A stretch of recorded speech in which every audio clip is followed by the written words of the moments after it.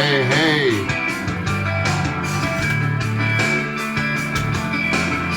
Stolen identity. We are live.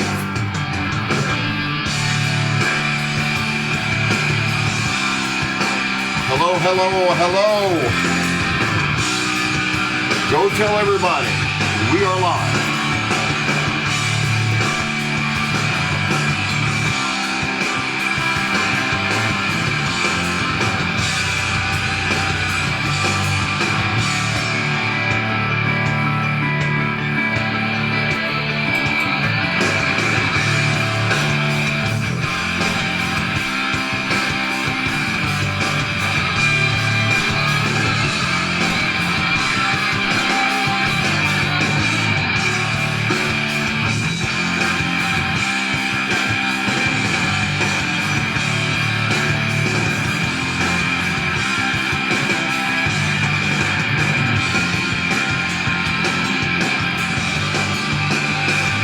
Sir.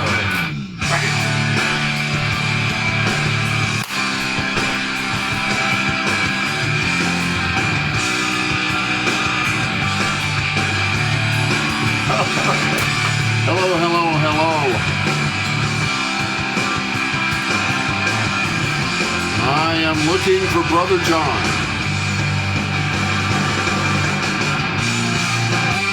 Let's see if I can get him here on the stream. Okay.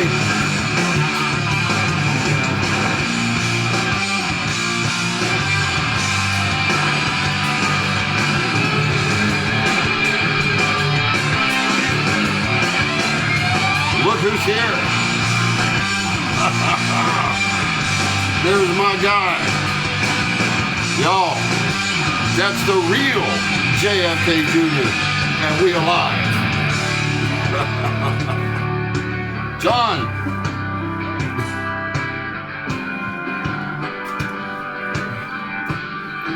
Let me close this out just a second.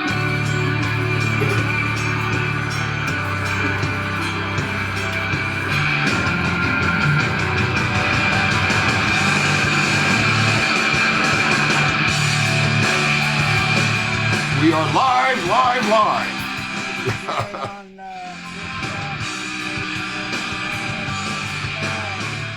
Heck yeah. Man, look, that music motivates me. It's called Rise Today by Alter Bridge. And let me tell you, I have been on the phone for the past... Listen, y'all give it up for Brian from Visual Disturbance.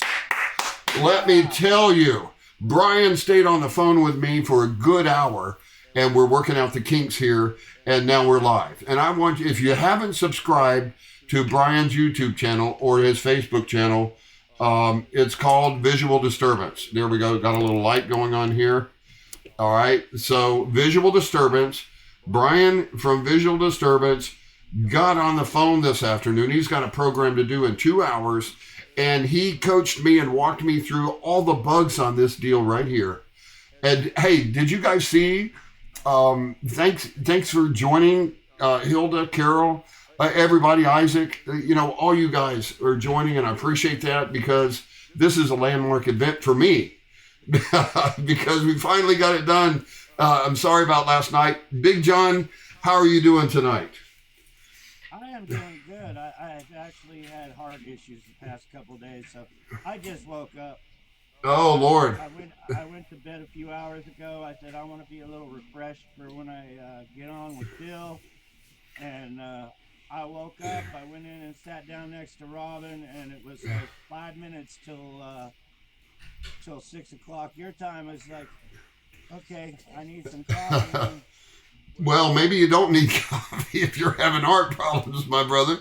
Yeah, well, it's half and half, so that's probably part of my problem. I drink too much coffee trying to get going, and then... Y'all see that shirt, right? There you go, thequietjourney.tv. Yeah, man, you need to take it easy with the coffee and all that stuff. It's bad for your heart. You're putting two things in your body, things that heal you and things that kill you. You know me, that's my... Yeah, I always tell everybody, you want to get hell to go see Bill in the morning. Bill in the mornings. That's a good idea for the show. No, I'm going to keep it at Rivers. For 1 second, Bill. I'm just going to move out of You do your thing and let me chat. limelight here. Okay. It's okay. TheQuietJourney.tv, got my shirt on right there. You can get these things at the Real JFK Jr. Website. And he's going to tell you what that is in just a minute, TheQuietJourney.tv. If you have not seen this documentary put together by Patriots, you got to go watch this 1 hour long, spend an hour of your life and get the truth. Here it is right here, TheQuietJourney.tv. We got the guy in the house.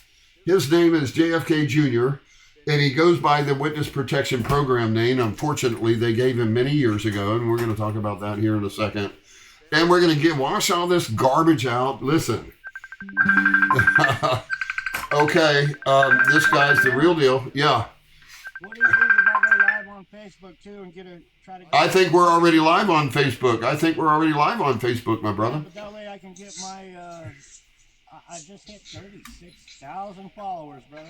36,000. That's amazing. I'm getting about 500 a day, so I'll just go live and we'll send people over to. Listen, please, you guys, if you're on Facebook, I'm almost at 10,000, and I think I passed 9,600 today. It was 95 yesterday. I'm getting about 100 a day. And y'all come on over, subscribe on Facebook. This should be, I don't think it's on Facebook because there wasn't a link for me to press. Brian's here from Visual Disturbance. We just talked about you, Brian. Are you there? Hey, Bill, can you turn the audio up on his end? Turn to what? Streamlabs. Yeah, turn the volume up on the Streamlabs there. Okay. On the dashboard. On the microphone? Turn his audio up. Mm-hmm. Okay, on his audio. Yeah, the two bars that you turned down earlier, just turn the audio up. Okay, I'm turning them up now. Now, that's my microphone. Okay? Yeah, just turn it up a little bit up on the one at the very top. Okay, and okay, got you. Okay, so there you have this guy right here, y'all. Visual Disturbance. That's Brian Reese giving us a little coaching there. Can everybody hear everything? That's all I was going to say, my friend. And, we appreciate you so very, very much. Listen, brother. John's talking to you. Okay, so now I'm going to just speak a little bit closer into the mic. John, you need to speak a little bit closer into your mic. Okay? And there you go. But up a little bit, Bill, and tell me. Okay, there you go. Okay. All right. John says thank you, Brian, and I do too. God bless you. You're just a godsend today. You listen. Everybody's coming over. If they're not on your channel, they're coming to join it because I'm telling them you need to go see Brian from Visual Disturbance. Oh, by the way, Brian, I don't think we're on Facebook. It didn't give me that option we talked about. So we're not live on Facebook. I don't think. Does anybody see us live on Facebook? It's not live on Facebook. Okay. I can help you with that later. Okay, very good. We'll do that. Do that. All right. Enjoy your all's broadcast. All right. Sorry to interrupt. I just want to make sure No. the volume was taken care of. Okay. Sir. Yep. Thank you, man. All right. God bless, and we'll talk to you soon. Bye-bye, Bill. All right. Listen, y'all. Listen, y'all. This guy right here. I'm sorry, John. I'm just got to take a minute to talk about Brian. Hey, all casual. Listen, this guy right here didn't have to do what he did. Took time out of his schedule and out of his time with his family. He's got a broadcast coming up here in a couple of hours. I want you guys go see. We've got unlimited time. I'm not worried about the time with us, but when we're done here, go check out Brian from Visual Disturbance and get on his broadcast, get on his channel. He is an awesome dude. And listen, he's a heavy hitter when it comes to technical stuff. Like, see, we're operating on 3 platforms here: Zoom, YouTube, and Streamlabs. And had it been from him, I would have never done it. My technical abilities went out the window in the 90s, in the late 90s. Because I was all about business and stuff like that, and I disregarded what I've already knew. I was, on the computer early and even built a couple of computers myself. But those days are long gone.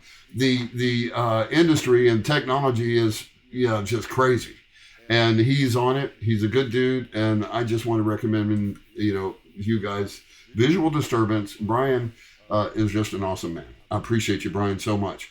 So anyway, I don't know what's happening with my telly here, but okay, we're going to cut that down. So now, here we go. Stolen Identity. Did y'all see Stolen Identity, John, when you came up and you heard the music going? Was there an icon that said Stolen Identity?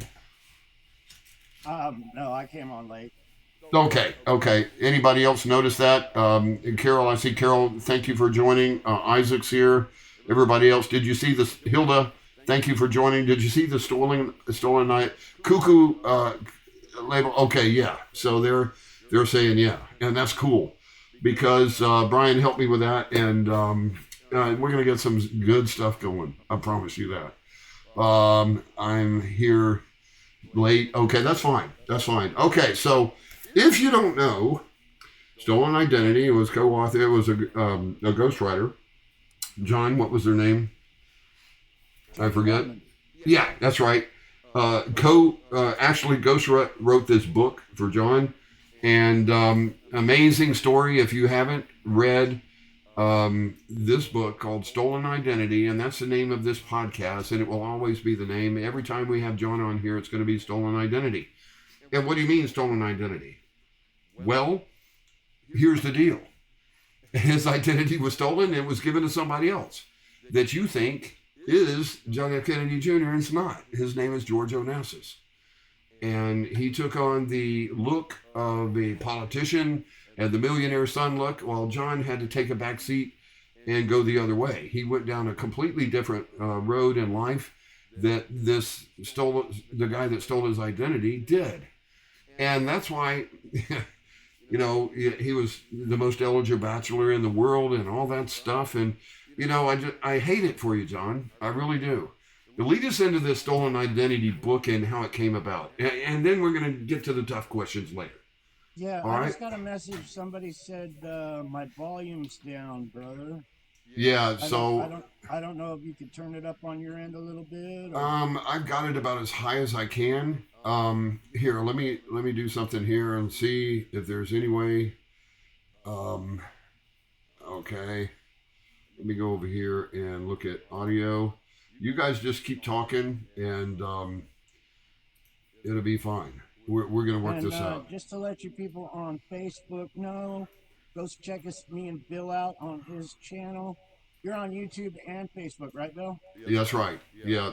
Now, Rivers of Belief here on YouTube. It should be daily. I know there's been a past couple of days it hasn't been, but Rivers of Belief daily on YouTube Live. Now, we're going to get to the point where it's going to be on both Facebook and YouTube Live, and that's a blessing because of people on Facebook that aren't on YouTube, obviously, and so forth.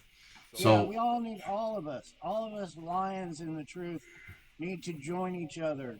My followers need to subscribe to Bill's channel like yesterday, and then we can spread out and get out of this bubble that they're keeping us in. So please join Bill's channel, subscribe to Bill's channel, and we can start rocking and rolling with the truth. That's right. When you see Bill in the morning, you can get your advice on healing and olive oil and all that good kind of stuff, herbs, and you can learn about Jesus Christ. Amen. Amen. Anyway, so, Bill, yeah, what people need to understand with this book, this is a huge achievement for me. It is kicking the Cabal right between the legs, and I'm going to try to watch my language today on your channel, Bill, because you know me, I like to F it bomb I know you do. And you know, it's an attention getter for me, and it's stress reliever, but I'm going to try to behave. I'll try to behave, brother. I appreciate you. This book was a huge, huge achievement. People don't realize I was kidnapped. I was used as a pawn. I was tortured, and some people don't know what torture is. You know, I do, and I cannot write because of that torture. I try to put something down. I get frustrated. I scribble on paper. I can't even read the writing myself. I end up throwing it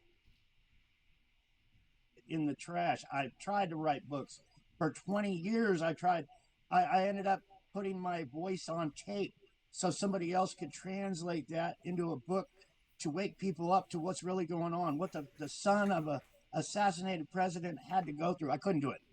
The tapes that I made, I believe, were stolen because I was still under MK Ultra at that time. I was probably tortured for making those tapes under MK Ultra. But anyway, Jackie Goldman came to me and said, I'll help you write a book. And I was like, blessings from God. The truth is getting out.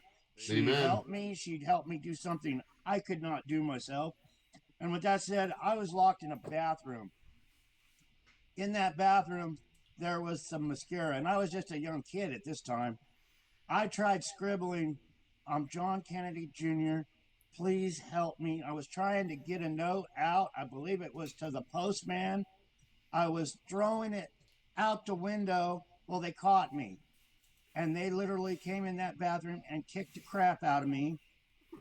And I was laying on the floor, beaten, and I carved my initials in the floorboard. JFK was here.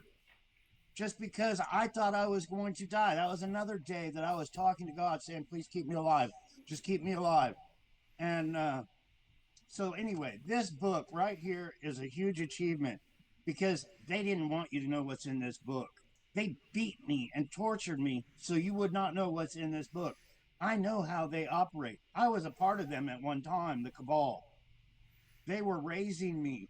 I was going to secret meetings and every other thing, being brought there. Wayne would take me around and say, this kid's my insurance policy. I can get him away with murder while he's around me. So there was being murders done. I was being picked up in the middle of the night under MK Ultra from the Quigleys. The Quigleys were my handlers, and they would go out and commit murders. Like I said in my book, I counted 80. When I was waking up, I didn't have enough fingers and toes. I counted 80 murders these people in our government did. And I couldn't count no more. I got frustrated because I was counting the same murders over and over again. I said, whoa, fuck, that's really too many. I don't even want to think about it no more. I started going crazy. I went to the FBI. The FBI was like, we don't want to talk to you. Go to the nut house. And it was dirty cops. I was exposing dirty cops, dirty FBI agents. FBI agents murdered my loved ones, people. Straight up. It's huge. So if you're lucky enough to hear us, check out the review. You can hear this for free on YouTube. If you don't have the money, I think it's $10 to get the video version of it, but it's huge. I try to get books whenever I can. I give them away. The next book I've been giving away because I don't have any more Stolen Identity. I gave away my only copy of Stolen Identity the other day. I signed it, and the lady said, it smells like smoke, but that's okay, John. I said, well, hey, you got an original if it smells like smoke. That's but right. Anyway. Hey, I'm wearing the T-shirt. When I got it, it smelled like smoke. I had to put it in the washer, bro. You know why, Bill? Because I gave you that right out of my drawer. I know. I didn't have any. I knew you were a big man, and I didn't have any. And it was like, we got to give Bill a shirt. So I apologize if it smelled like smoke. I probably should have at least washed it. But I was in a hurry for you to get your package, and then you got it 10 days late. Yeah, I know. And I'm going to tell you about that real quick. I went to Spiracy Con. I was invited by John Pounders and Brian from Visual Disturbance that just helped me for a good hour, at least, if not more. And got up there, and guess what, John? Your table was right there at the entrance.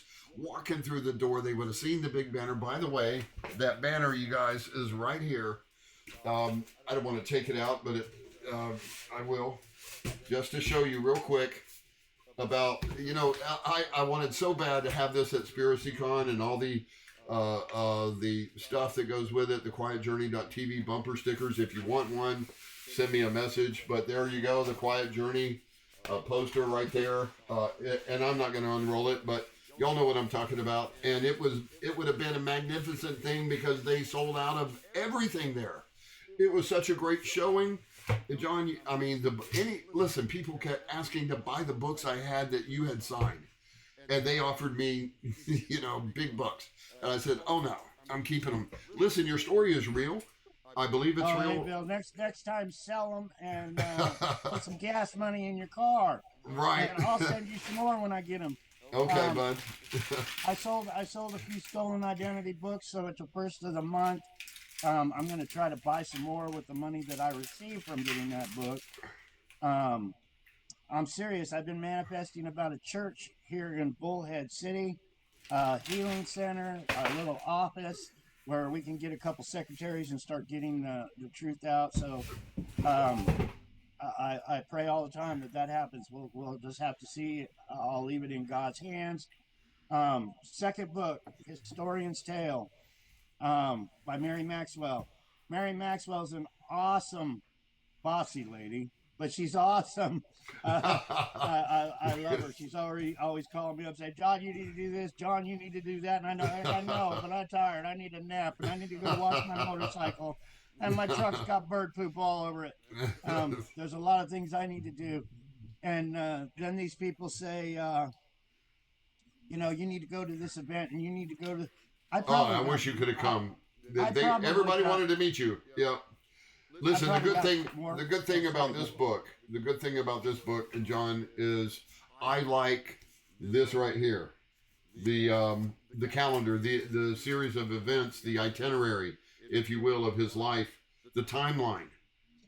All right, and it puts significant dates and times. You can see the dates and times in this book that things happened that he talks about in this book, right? And that he's going to talk about in this interview. And other interviews that he's done. I saw your interview with Sue the other day. Go ahead. That's awesome. Me and Sue have many interviews. If you guys want to learn some truth, Awaken Stories with Sue Greenwald and John Kennedy. We probably made, I know we made dozens and dozens of them. But with that said, Sue put all those interviews together. And this is the third book. It's going to be on. This is going to be on the website. Amazon won't sell this because it's got too much truth in it. Okay. So we're going to. I need one. Sue said, "Hey, I will sell them, and I will package them, and I will mail them out myself." I wish that I would have had copies of them at Spiracy Con. You would have sold out all of them. All of them. We'll do that in the future. I don't even have a copy. This is the one that I got to proofread. Robin's, I don't know, about halfway done with it so far. But these are going to be on the website, the real John F. Kennedy JR.com. Cool. I don't know when. Probably here in a couple of days. She'll have her. I think she ordered 100 copies, and they'll start going out as soon as people start buying them. So, that's money to help the cause. And like I said, all the profits of this book, I'm going to make a special account for. So if we do make a profit, they're going to go in for the healing center. Any profit I make on this book is going into an account so we can rent a church or buy a church or whatever we have to do. But I'm donating my profits for that to get the word out some more. Good deal. And by the way, somebody told me, well, the people that he's interviewed are leaving him. They're vacating him, and that's not true. I saw Sue Greenwald the other day interviewing you, and the other lady, Dr. Kia. Dr. Kia Pruitt, love that gal. Kia Pruitt, she's a wonderful host. She's beautiful. She's full of energy. We haven't done an interview, and I don't blame her because me and her did an interview, and they took down all her channels. What? They're like, you can't be sharing John's story, so she had to make new accounts. She said, I would love to interview you again, but she said I lost this account, that account, but she's beautiful. So all of you need to subscribe to each other. My followers need to go subscribe to Bill and Sue Greenwald's account. Yes, thank you. Dr. Kia's account. What about King Smarty? We need to have millions of followers. They don't want. My story is the biggest story of the century. It's bigger than the Epstein Files because my story releases the Epstein Files.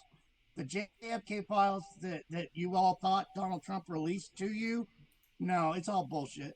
Why do I know it's bullshit? Because they don't tell you my mother was murdered. They don't tell you my sister was murdered. They don't tell you my aunts and uncles were murdered. They don't tell you all the Kennedy money was stolen by Donald Trump. Oh, Lord have mercy. Now Yeah, that's no, he was a big part of selling my loved one's assets. See, my identity was stolen. Our Secret Service, the one that's tell Donald Trump what to do, right. they killed my loved ones and they stole it, and they sold it right at Trump Tower. They put it right in your face. They made a book this thick, like a phone book, of all the stuff they stole from my family and my loved ones and me, and What? sold it. There was a Let's put picture of a. me, a picture this big, me pulling on. Well, it was probably that big, but I was pulling on my mother's pearls. That one picture sold for, I believe it was Wow. $150,000 for Wow. a picture of me and my mom.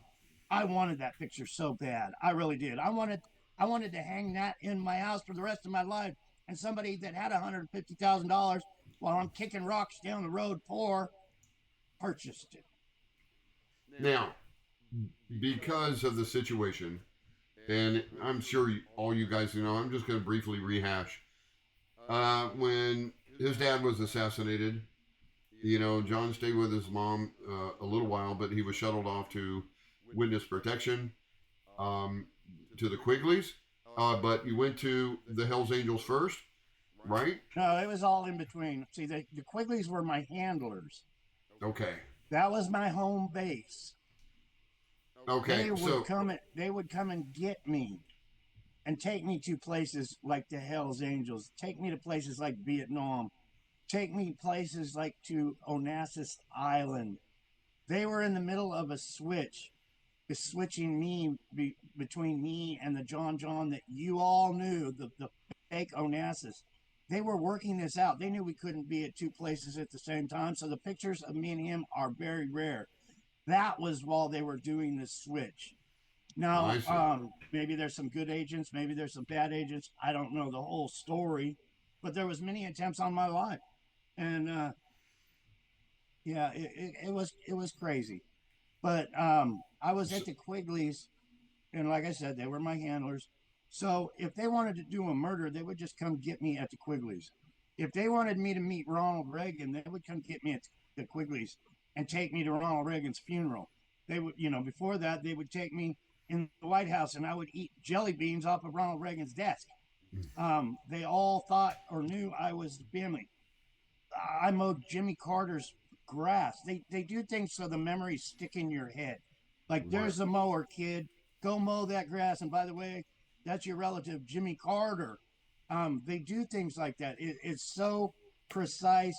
It's so manipulated. Maybe we can talk about how manipulated it is here in a little while with like Charlie and all this other stuff, Bill. So let's Um, let's let's iron something out real quick, because the rumors are that the Quigleys keep saying that you're mentally challenged and that sort of thing. Are the Quigleys controlled by somebody? I already know the answer. of Um, course they are. of course they are, right? And so they're I going to mean, say anything to protect their source or their they are the controllers. cabal. The Quigleys are the cabal. They swore their soul to the devil in secrecy. Okay, Everything they do is a secret. If that secret goes out, they're going to end up like Charlie. Straight right. up. I was there as a child with Max Quigley standing there scared half to death while they were throwing bodies in so the pigs could devour the corpses. Whoa! Hold The, on just a second. How old were you then? Do you? I mean, just a I roundabout. was probably in the You fifth you grade. saw Fifth them. grade. You saw them shuttling bodies into the hogs. Yeah, and the people that are throwing the bodies in while the Quigleys are standing there, they're powerful people in our government. Wow. They're our Secret Service agents. They're the ones getting rid of the bodies, What devouring the bodies? bodies. So people like, you can't go to the FBI for help because you know the FBI is the one throwing the bodies into the pigs. And So then the people. I witnessed a woman that sold them out. Said, "Hey, I witnessed a murder in their little cult extreme meeting." So she went to the FBI. They had her back at the meeting and they killed her right in front of a bunch of children and said, "This is what happens when you go tattletale." wow. That's the way it works. People need Wow. to realize our government is a hardcore crime ring, the biggest, brutalist crime ring in the world. They don't, back then there was an incident. I don't think it's in my book. I don't think I shared it. But there was a guy on a bulldozer and he's driving around, and Wayne and me show up and he said, Wayne, you really didn't have to kill the whole family, did you? And then that Wow. guy ended up dead. That's how hardcore it is. When you see somebody with sympathy, why'd you go into that house and kill them all and steal their property and their real estate and their home? And it's like, well, we're not going to have any weakness here. I think my brother Richard found that man's body on the side of the road after that. Mm. Um, it's families united in this devil cult. And if you speak out, if you come against the family, like, why did you kill all those people? I feel sorry for those people. You're not supposed to show any remorse. You just go with the program, or you end up dead too. They Right. know this. That's why they don't say anything. They don't want to be dead. They don't want their family members to be dead. And that goes with it's such a big crime ring. My Hollywood name was Richard Steele. That's another name I had besides David Quigley and John Kennedy was Richard Steele. That, they give you names in Hollywood. That doesn't mean there wasn't a Richard Steele. That just means I was playing the parts given to him. People say, how could you be Richard Steele? I've seen Richard Steele on the internet. Looks nothing like you. There's two Richard Steeles. People try to Right. come against me all the time, Bill, and they do. But they don't have any proof. It's just, how could you do this? And how could you? Somebody said yesterday or the day before, I had my shirt open like this. They said, my husband had heart surgery and he's got a great big scar running all down his chest. How come you don't have one? You said you had heart surgery. Well, I did. But they went in through by my balls into my leg, into my vein, and they put a pipe inside my heart. They It's a didn't femoral cut. artery. Yeah, they went in. They did the same thing with me through the femoral artery, and put a stent inside one of my arteries that fed oxygen into my heart and the body.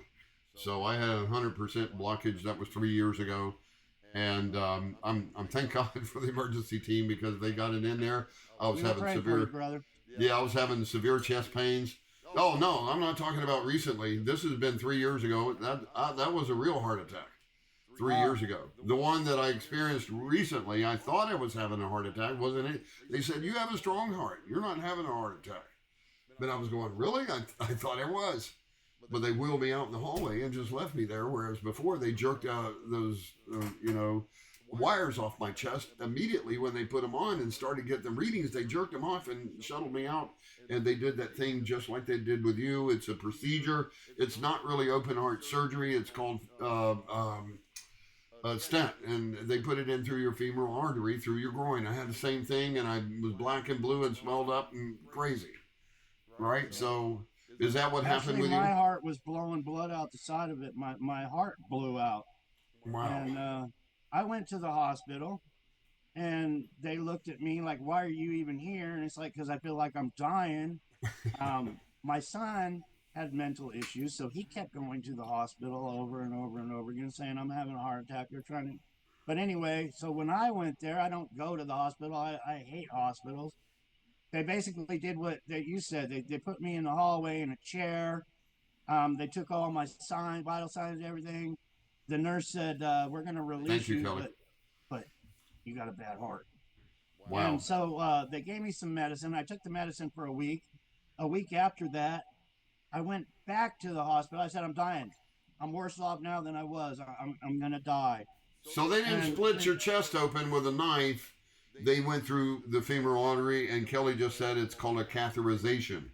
And that's the procedure they did on me. I don't know, you're in a little bit different situation. I had a blockage. You had some sort of heart valve issue, but it didn't require them to slice you open with a knife. In other words, right, they told me I needed a heart transplant. They told whoa, me at the hospital I probably wouldn't live off the table. My heart was at 10%. mm, And they actually apologized the second time I went there and said, yeah, we missed it. You have total heart failure. And I was like, I don't think you missed it. I just don't think you wanted to deal with me. So you kicked me to the curb the first time. wow, But I got a really good heart doctor now. My heart is actually building up. If you can see the bruises on my arm, I bruise really easy. I was at the thrift store the other day, and I just grabbed a lot. I wanted Robin to have some garden lights. They were on special at the thrift store, and I just simply grabbed the box, carried it to the cashier, and that's what happened from me just carrying a box. Mm. You got to be careful, So John. yeah, the medicine. It's like sometimes it's like yesterday when I wasn't feeling good, I got some tires, a spare tire. I tried putting it in the back of the truck. I couldn't even lift it. I Wow. used to have guns. I used to be able to fight. I used to be able to lift things and unload trucks. Now I can't even put a spare tire in the back of my truck. Prayers for me because that's really hits home when you can't even put a tire in the back of your truck. But anyway, Okay. I'm still fighting and all that good stuff. Listen, and you guys that are new to the channel and have just joined to see the real JFK Jr., and you're saying, that's not JFK Jr.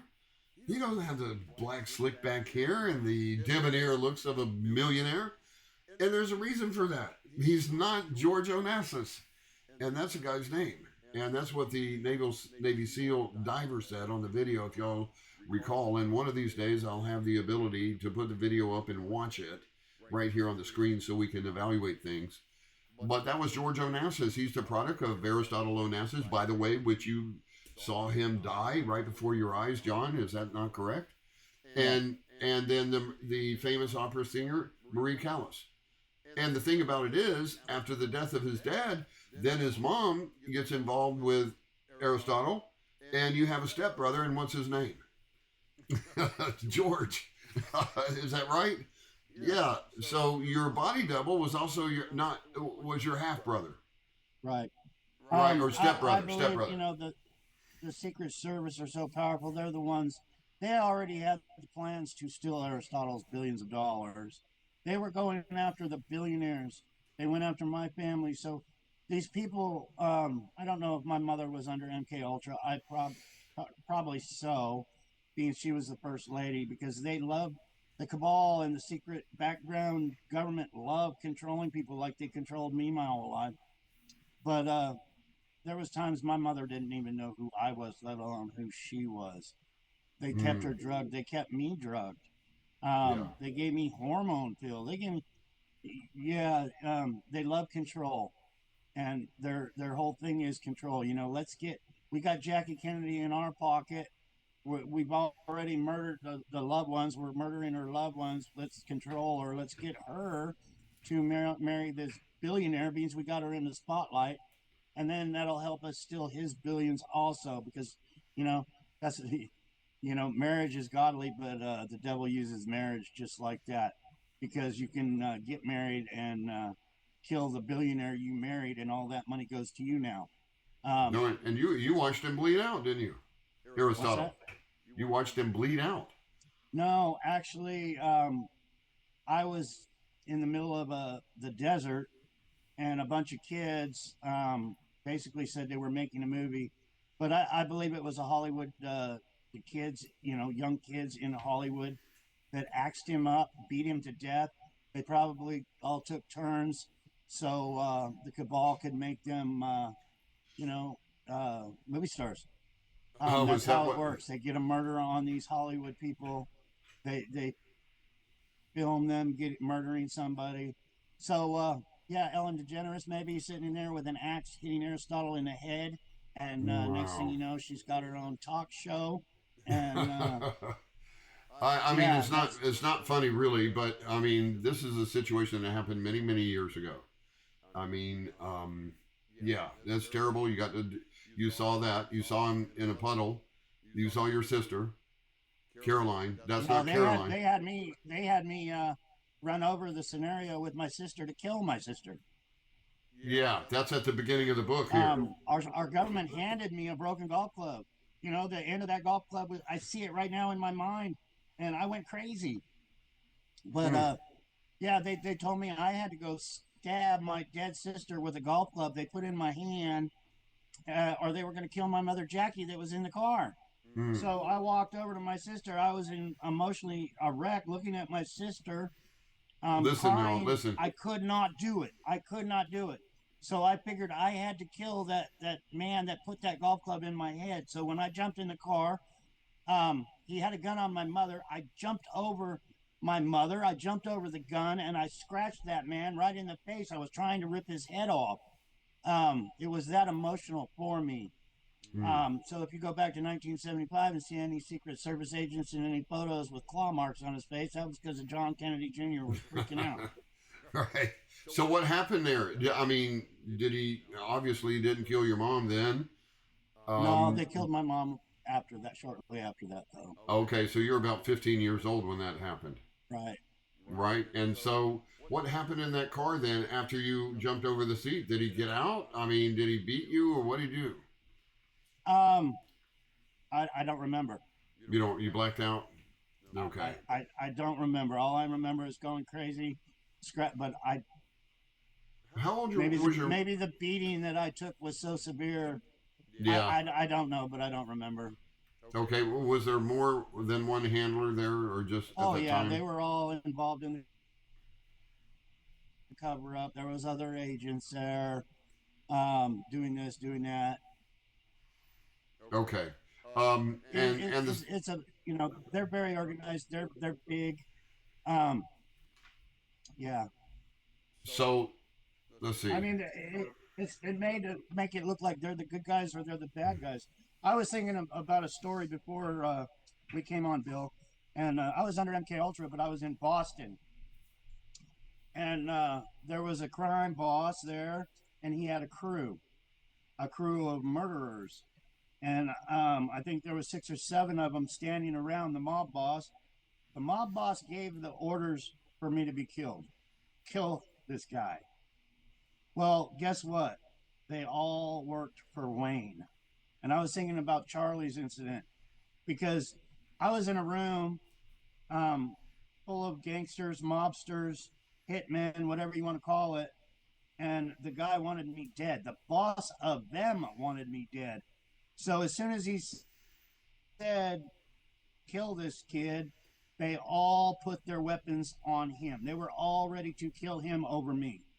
It's like they were put in place just to pretend that they were his workers when they knew who the big cheese was. And that was Wayne. So the question I just saw, are you mean to tell me that Jackie was not a man? No, she was not. She was replaced after they killed her and, perhaps then. But the replacement might have been what you're saying, right, John? Because there's significant... I remember my mother telling Wayne, because Wayne was like both our handlers, that she didn't like Aristotle having sex with her. Wow. And Wayne's response was, grow your bush. That'll help discourage Lord have him. mercy.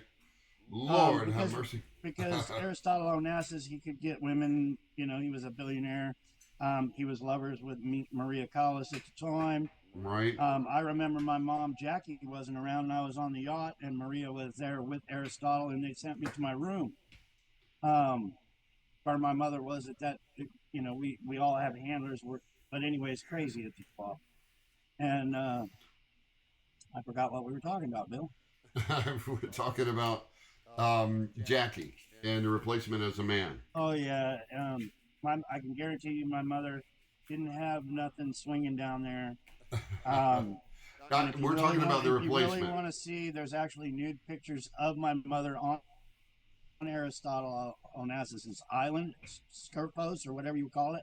I'm bad with names. I can't remember names, because I wasn't supposed to be me. I wasn't supposed to be there. But there's pictures.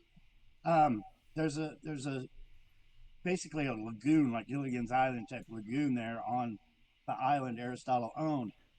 And there was a dressing room on there and a little like outhouse thing. But anyway, I would go swimming there all the time. I met Russians there. I met my sister's boyfriend there, my stepsister, Christina, her boyfriend. We went swimming together.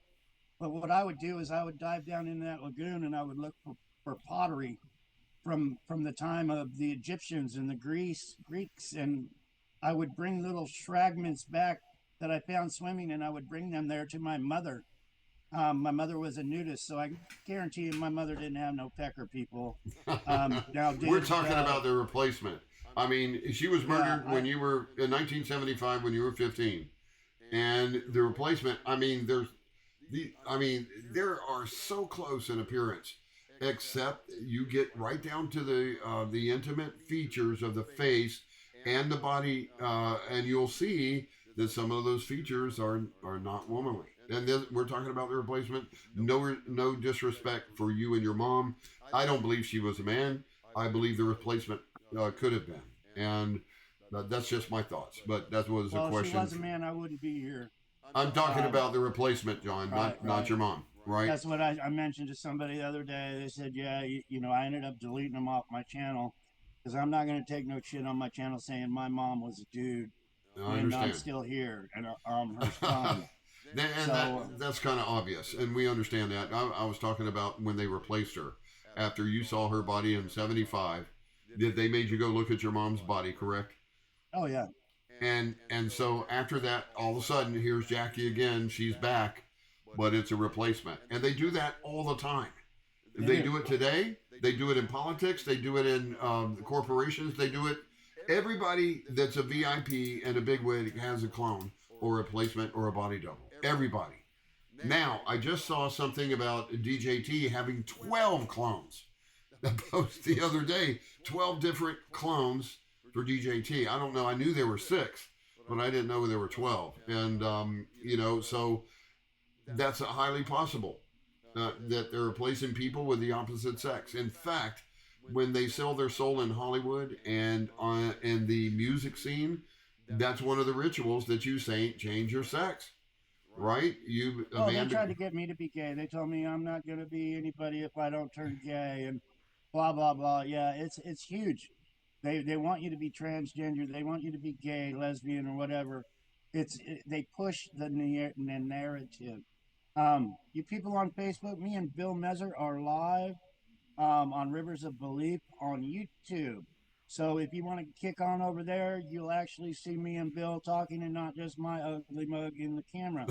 And I keep saying that. I keep getting comments. Don't say you're ugly, John. So my bad. But yeah, if you want to see us both in real, and it's also on Rivers of Belief on your channel, Bill, and on Facebook. No, it's not yet. It should have been, but the technical issue still exists. But we're on YouTube. We're right now on YouTube on the channel called Stolen Identity. It's under the Rivers of Belief. YouTube, go punch in Bill Messer, Rivers of Belief, and you'll find the channel called Stolen Identity, and that's going to be our home forever with all the interviews that we're going to do in the future. Should the Lord allow, right? So we're going to do something. We're definitely going to get on it. And subscribe, man. Y'all hit that like button, subscribe. Go get people to join in. I'm looking to make this a full-time venture on YouTube and Facebook and social media and Rumble and everything else. If you didn't see my appearance on the Dan Bionic Bidande Show Friday night on Spiritual Warfare Friday, go watch that on Rumble. They took it off YouTube because there was a little bit of content that maybe YouTube wouldn't have put up with. And hey, I'm all about truth. No, I really don't care. But I do care that they're monitoring this right here. And if it's nothing but truth, I don't care. And so I want the truth to be known, and that's why I support John, because I believe his story. And listen, let's go back to a question that was brought up to me. And you already answered several of the ones, the people that have these issues with your story. Another one was about your son. Okay, so I want to let you talk about your son and what that question is. Somehow they feel you're responsible for his death or something. And I want you to clarify that and just bring it out. Let's clear the air here. These people are evil that bring up my son. They're just downright despicable, evil people that are trying. And first of all, Bill, I know how these people work. There was a guy that tried to kill me one day. So when people come against me, I got to have an open mind. I really do, because there was a guy that tried to kill me. He messed with my brakes on my big rig. I knew it was him, so I walked up to him off the property where I worked. We both worked at the same company. I put a gun to his head. I said, "Son of a bitch, I'm gonna kill you. I know it was you. I'm gonna waste you right now." And he said, "Please don't. They got my children. They told me I had to do this or they would kill my children." Right. I said, "Well, if you ever want my help, I'll help you." And he was like, "No, just don't kill me. But to let you know, they got my children." Wow. So I didn't kill the guy that day. Yeah, But it makes me think what these people will go out of their way to do to get people to try to kill me, to get people to badmouth me. So I always got to think of that in the background when I get haters. But I get a lot of haters. My son, I'll start from the beginning, Bill. My wife, as soon as my son was born, he was only like 2 weeks old. She went to Vermont. She went to Boston. She went back east, and she took the child with her. When she came back a week later, she brought back a different child. My child, David Quigley, was not my child. But let's go back even before that, because I'm leaving the part out. We went to a church service. We had an ice cream social. The man named Charlie Brown, get that for all craziness, said, "Bow your heads, let's pray." They chloroformed me. They put me on the table. This is a satanic cult that hides in the Church of God. They are Satanists, but they hide behind Jesus Christ. They do. So they chloroformed me. They put me on the kitchen table. They didn't want my Kennedy blood going any further. They wanted to replace my Kennedy blood. So they made it where I could not have children. I literally died that night from their botched operation they did. They drugged me upstairs. They put an IV in me, and they kept me drugged for like 2 weeks until the scars on my nuts healed.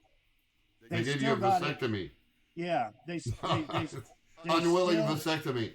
Oh my gosh. Yeah, because they didn't want my bloodline going on any further. If I ever did get my story out and get billions of dollars, my son David would not be my blood. Just like the switch of George Onassis to John Kennedy, he lived a life of riches. They wanted my son to live the life of riches. But anyway, I knew this. I was still being brought under MK Ultra. I was taught family is everything. I got a good heart. I mean, my son was with the Cabal, for God's sakes, and there was nothing I could do. After he was born, the switch was made. I called him out on the switch. I went to the FBI. I said, "Look, they just brought back a different kid from the East Coast. What the frick is going on?" And with that said, all the doctors said I was going to have a girl. They did the ultrasound on my wife at the time, Lisa, and the doctor said, "You're having a baby girl." But when the baby was born, it became a boy. So they switch, and I know they switch out children when they're born. That's the Cabal, because the crime families don't know where your children went. That's the leverage they get. They get so much leverage over you. You give up your child at birth. That's the Cabal. But back to the story of my son. I love my son. They basically took my son. I got a divorce. They wanted full custody of him. Well, he wasn't really my bloodline anyway, but they wanted full custody of him. But yet, they hit me up for child support. I paid my child support.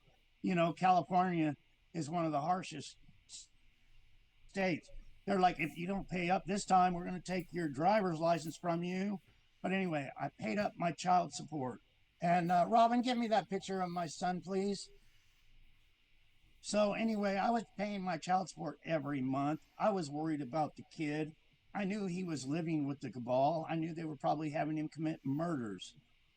That's how they work. So he was not your son physically. No, just on his birth certificate. Okay, so you signed your name. You know, once I was on his birth certificate, if I died, all the inheritance would go to him. Right. I see. If I ever did get the Kennedy inheritance, because we were young back then. But yeah. So anyway, I went. They had full custody. I went over there on Christmas to the Quigley's house, and I wanted to see him. And they're like, "You're not welcome here. Go away, or we're going to call the police on you." I was like, "I just wanted to come see my son." They're like, "No, get the fuck out of here." That was one Christmas I couldn't spend with my son, so I knew they were fucking with him. 11 years ago, he was going in and out. The Quigleys were putting him in and out of jail, mental hospitals. He was worked up. He thought he was the devil. He thought he was Jesus. His mind was shot. They totally blew his mind. They did. He didn't know anything anymore. But he was, the Quigleys would call the sheriff. The sheriff would come. The sheriff would put him in jail, evaluate him, send him to a mental hospital. Mental hospital would let him out, back to the Quigleys again. This was going on over and over and over again. I went over there 11 years ago, and he was sitting in front of the computer just staring at it. Just staring at it. His mind was shot. I said, "You want to get out of here?" And he's like, "Yeah, I can't handle it here." He probably said, "They're going to kill me here," or whatever. So we jumped in my motorhome, and we came to Bullhead City. He was actually on disability. So he picked this house out. We bought this house for $12,000 that we live in now, which is dirt cheap for a place to live. It was a dump. It should have been tore down, but he wanted a place of his own. So me and him shared this house. I was working on this book, and he was getting better. We took him to Mojave Mental Health right here in Bullhead City.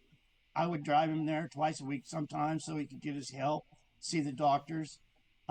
He did some crazy things. He went back there. They wanted to evaluate him because his mind was gone. So anyway, they had a check. They were checking up on him. The day he died, they came, picked him up. This is the mental health hospital. Came and picked him up, took him to Circle K, bought him a pack of cigarettes. He came home. Yeah, he wanted a pack of cigarettes. He actually chain smoked when he had tobacco. How old was he? 36 years old. Okay. So, they were supposed to be looking after my son also. They came and got him the day he died, took him to Circle K, bought a pack of cigarettes. I know he chain smoked. So, I don't know what happened to my cigarettes, Robin. Here we go. And y'all are going to see that, look, he's smoking. He's got tattoos. He doesn't look like George Onassis. So get over that. That's not JFK Jr. Yeah, you're looking at an imposter. He grew up differently. He grew up in the streets. He grew up with the Hells Angels. What do you think? They didn't smoke? Of course they did. He did what those people around him were doing. No, I mean, I have to look at this and really take my mind away from the poster image that we were fed most of our life. We've been lied to about everything, including the identity of this guy right here, John F. Kennedy Jr. So anyway, so you're talking about your son. The day he died, he got a pack of cigarettes. What happened? You're froze up, Bill. Am I frozen? All right. You got audio, Bill, but you're froze up. That's okay. Keep talking. You're I'll good. just keep talking. Maybe they'll unfreeze you. Right, that's okay. So as long as you can hear me. The mental hospital came, and I think the mental hospital, yeah, I'm not going to say anything about that. But the mental hospital came, got my son, took him to Circle K, bought him a pack of cigarettes, or he had $5 or $6 to buy a cheap pack of cigarettes. He got home from that. My son chain smoked, so I know within 2 hours that pack of cigarettes would have been gone. He would have sat there and chain smoked those cigarettes till they were gone. Well, there was a half when I found my son's body on the couch. There was a half a pack of cigarettes left. So I know after he went to the mental hospital, and the mental hospital brought him back, he died within an hour after that. These what people was that the say I killed my own son, the last people that saw him was the mental hospital. what was the cause of death? Why did he? What caused him to die? Heat stroke. Heat stroke. Okay. It was considered heat stroke. Um, he had an air conditioner in here, a portable air conditioner. He had a swamp cooler. He said that he fixed the swamp cooler because, like the day before, he said, "Dad, my swamp cooler's broke. I got here, or whatever it was." I said, "Let me fix the swamp cooler." He said, "No, Dad, I'll fix it." Um, or he said he got it fixed, but he didn't want me fixing it for some reason. He had 3 or 4 fans in here, those box square fans, but none of them were plugged in. The air conditioner was not plugged in, and the swamp cooler wasn't working. So when I found my son's body, none of that was working. But the neighbor across the street, and this is how NK Ultra can work, they can program you to do whatever. They could have programmed my son to go outside in 120-degree weather and do exercises. I don't know, but the neighbor said that day was a Monday, that he was out in the heat exercising, lifting weights or doing whatever, but the neighbor said he was out in that heat exercising. The neighbor even said, "Are you okay?" to my son. My son said, "Sure, I'm just out here exercising." But the neighbor thought it was kind of strange because my son did have a mental illness, why he was out in the sun in 120-degree weather exercising. So anyway, my son came back in the house after that and died. So that Wow. was what happened during that day. What could I have done different? I don't know. I was giving my son his own space. My son had a girlfriend that moved in here. It was only for a week or two, but he wanted to be a man. My son wanted to be a man. He wanted a woman of his own. It only lasted a week, but while that week was going on, I was up with Robin, spending time with Robin. So he was here with his girlfriend, but then he kicked his girlfriend out, and then like a day or two later, he died of heat stroke. Um, but people blame me for that. And it's crazy the hate that I get for that, for all I tried to do to help my son. People All right. say I'm using my son to sell my book. I'm using my son right here to sell my book. That's My him. son Put took it this up. Let me see. picture. He sent me this picture. Yeah. Beautiful He sent picture. me this picture, and he said, "I hope you get a #1 book, Dad, because I'm tired of being poor." He wanted this book to go #1. Right. He knew it. He knew what was in this book. He knew I said he wasn't my biological son. But I told him each and every day, well, probably not each and every day, but, I told him I loved him like my own, that I would die for him and I would kill for him. He knew Amen. that, but he had mental issues from living with the fucking Quigleys. So you haters can just go fuck yourself. All right, John. Sorry about that, Bill. That's okay, But bud. we're talking about lives here. I know, and you're And passionate we're about it, talking and I about understand. haters here. And it's And okay. Listen, if these haters were here, I would probably beat them half to death. I, I really would. I got I would say, sorry, Jesus. you. I got you. I understand your passion. Yeah, you see, do you see? You can't make this stuff up. Now, let's go on to the next subject because I think this is the last one that I have. As far as people bringing to my attention why John F. Kennedy, David, aka David Quigley, is not the guy he says he is, and this is all ridiculous. Everything he's answered has been straight up, and he's passionate about his son, who's not even really his son. I believe him, but for the most, He's a victim. listen. For the most, and I can't wait, because we're going to do this again, John, but I can't wait till I have the knowledge to put pictures up on the screen and show you what I'm talking about. Not only side by side, young men, his dad, and JFK Jr., about how they look exactly alike. Not only that, but the ears. And so, sorry, Bill. Yeah, you go ahead. Go ahead. These haters also pull up.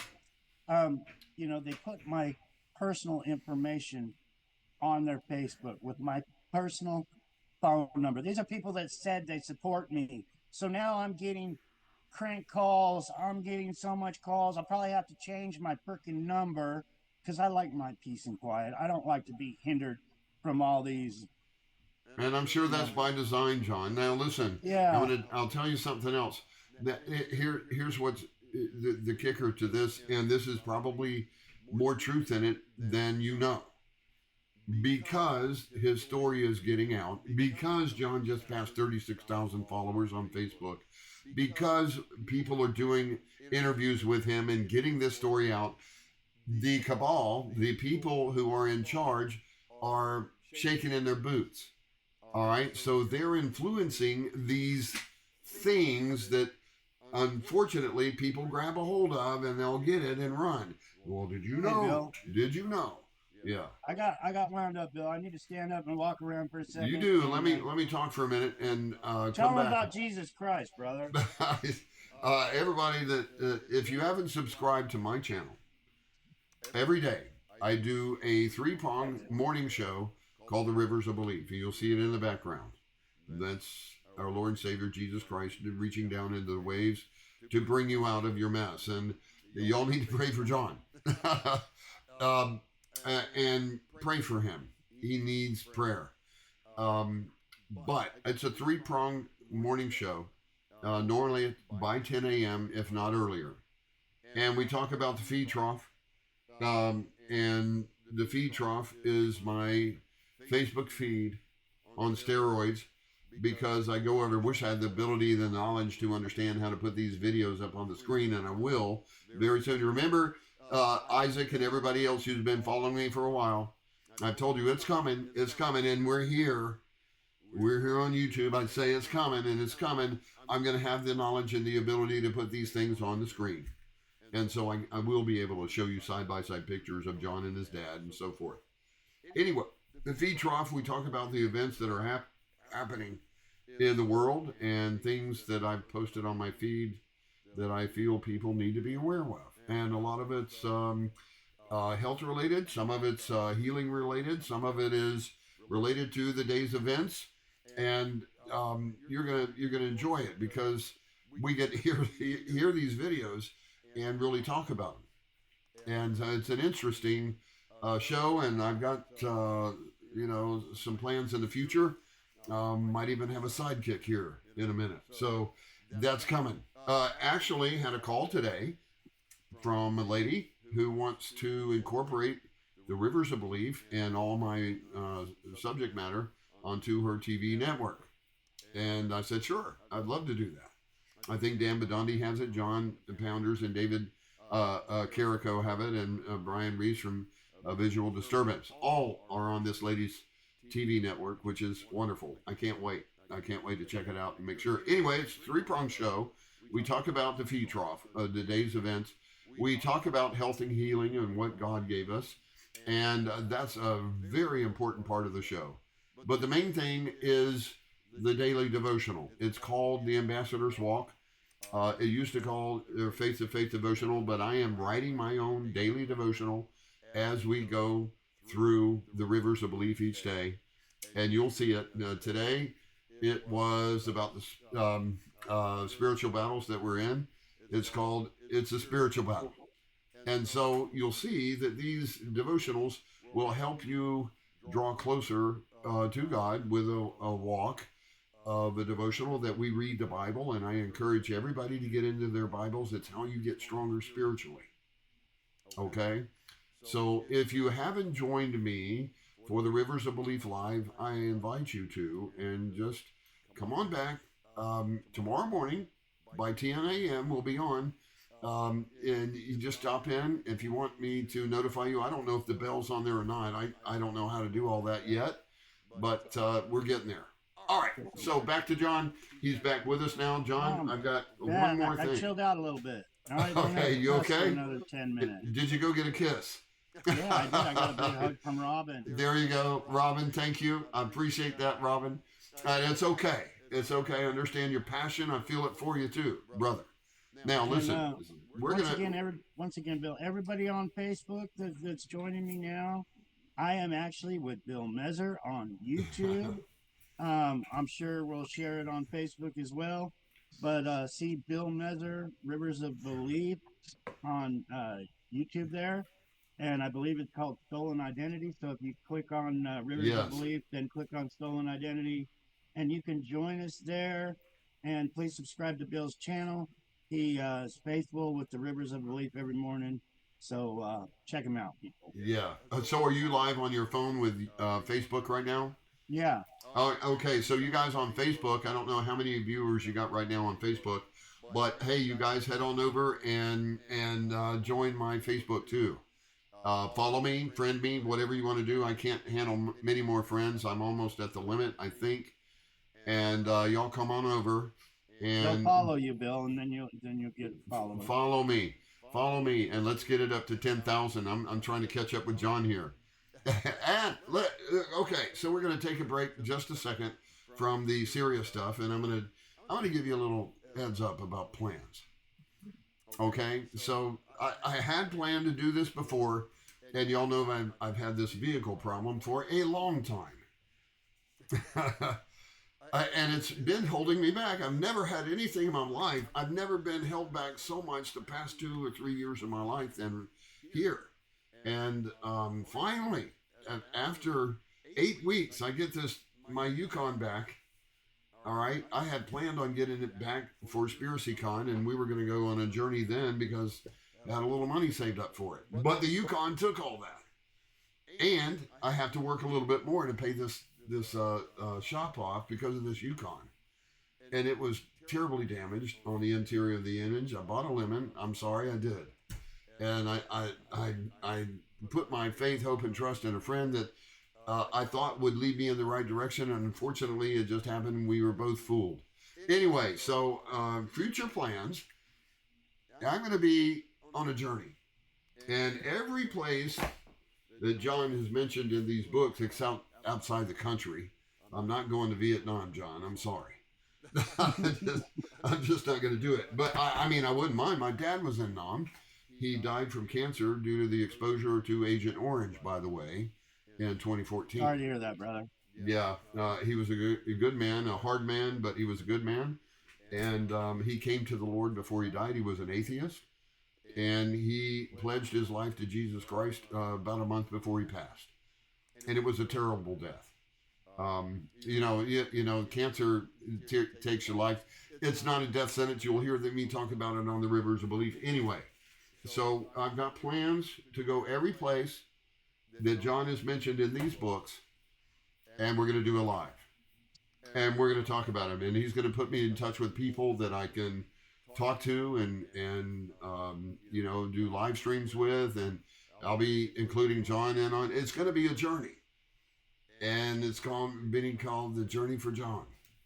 Okay, in bringing about truth, and that just came to me, John. The Journey for John. How about that, John Jr. Sounds wonderful, brother. And then I'm going to have a bike. I'm going to be on the Yukon. I'm going to be camping out. I'm going to be, I'm going to have a trailer. I'm going to have a bike and a wood-burning stove. I've already got all that stuff. And cool. The tents and all that stuff. You remember I told you I was trying to get a bike? Well, we're going to do it. And so that's coming. Everything's coming. It's coming down. And so you guys want to be subscribed to Stolen Identity because all of it's going to be posted there. And this journey is going to be posted there, and we are going to make this happen. We're going to go to the places. I'm going to meet John in Dallas, and we're going to go to the Grassy Knoll and stuff, right, John? Yeah, but I don't think we'll advertise it, Bill. Not today, but afterwards I'll post a video because John's had threats for his life, and I understand why. Because they don't want to give up the money or the fact that they've been killing folks all these years. And what John has been saying in these two books right here is true. This one, and I can't wait to get the next one. Anyway. And we're actually working on a fourth one. Okay, and you should work on one with your history with just the HA. I'd love to see that. And Well, that see, was, here's the thing, Bill. We don't advertise, I so understand. that's definitely Yeah. out. Out of respect for my brothers of the Hells Right. Angels, we don't Now, let talk me ask you about. something while we're on that subject. Are you still communicating with those guys? Um, no comment. Okay, all right, that's enough. I understand. Anyway, so we're going to talk about that. We're going to do live streams. We're going to do stuff so y'all get tuned in to the channel and to Stolen Identity because it's going places. I promise you that. It's going to be fun. Now, back to business, John. Back to business. And this is the last big business that I'll have for the night, but I think it's an important one because these people doing this right here, John. Can you see me? Yeah. Okay, so Isaac just said there's too much hate going on. I can't read my comments too. I got a big audience on Facebook right now, a lot of comments, but yeah, I did good. read Isaac saying, yeah, there's a lot of hate going on right now. There They is. throw the hate at me. They can't handle the truth. And they're keyboard warriors. You Yeah, know, you they know, are. I get so much dang hate, and people, well, they're accusing me of killing my own son, for Christ's sake. I know it. I know it, and They're I accusing just me don't see of that. making this freaking story up. What they need to do is start getting a hold of Donald Trump and say, hey, bring John Kennedy out, prove him he's a fake. Let's see if they can't do Let's it. get those Let's files see some out. lawsuits from Caroline, the fake Caroline, The fake that's airline, still right? alive, that stole millions of dollars from me. She's a fake. Sue me. Hey, and DNA would prove that. What about RFK? Is he real or is he a fake? I believe he's a fake. Okay. And I believe maybe the real one is still alive. Yeah. Probably just like me, was switched out maybe and doesn't even know who he is. Really? Yeah, there's a lot of stories I can't tell you um, because these are people's lives that could be affected. Maybe I say, hey, Robert Kennedy is this person. They'll go kill him. Or maybe I'll Right. say, this person's really this person. They'll go kill him. By the way, I can't put it out there, but I don't think Robert Kennedy is who he is. I yeah. believe he was. I mean, he's working with the fucking enemy, Donald Trump. That should Well, tell you right there. yeah. Caroline Kennedy, the fake Caroline Kennedy, says he's a piece of crap. So That's yeah, actually you even get the enemy saying that he's an enemy. that's actually Martha Moxley, saying she's Caroline Kennedy. But does she know it? I don't know. They may have switched her out early with Martha, but they say Martha Moxley died, and that was Caroline Kennedy's body instead of Martha's. Is that not correct? Yeah, it could very well be. They could have even done two switches, but my sister was the one they were having me, as far as I know, try to stab her dead body with that golf club that day. Yeah. It gets really confusing. Our government, the government agent they're the best crime ring in the world. They have all the tools at their disposal. They can do whatever they want. There is no law above them. They can Right. do whatever they want. Yeah. They can unalive people and make all kinds of excuses, do whatever they have to do. But it's a crime ring, and I'm trying to expose it. That's what we're up against. We're up Well, against people that can't be held accountable for their crimes because there's nobody above them to charge them for their crimes. mm, And it's all been taken over. It's all sad. When I say our government has been taken over, it's been taken over. yeah. We need to figure out a way to start over again because the system in place isn't working. It's not. And I'm a great example of that. Like even the JFK files that were released to the world, oh bullshit. My story be not coming out. It's all bullcrap. Yeah. It's So, it's huge.